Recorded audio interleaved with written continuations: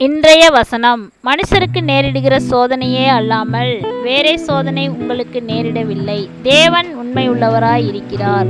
உங்கள் திராணிக்கு மேலாக நீங்கள் சோதிக்கப்படுகிறதற்கு அவர் இடங்கொடாமல் சோதனையை தாங்கத்தக்கதாக சோதனையோடு கூட அதற்கு தப்பித்துக் கொள்ளும்படியான போக்கையும் உண்டாக்குவார். 1 கொரிந்தியர் 10:13. ஆமேன். ஸ்தோத்திரம்.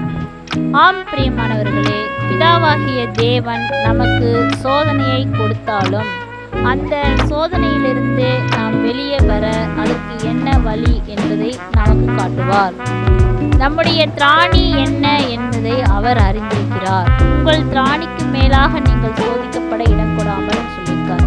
ஆம் பிரியமானவர்களே, நம்முடைய திராணிக்கு மேலாக அவர் சோதிக்கிறதுக்கு நமக்கு இடம் கொடாமல் அதிலிருந்து நமக்கு வெளியில வர தேவையான போக்கையும் நமக்கு உண்டாக்குவார் என்பதை நாம் விசுவாசித்து அவரை தொழுது கொள்ள வேண்டும்.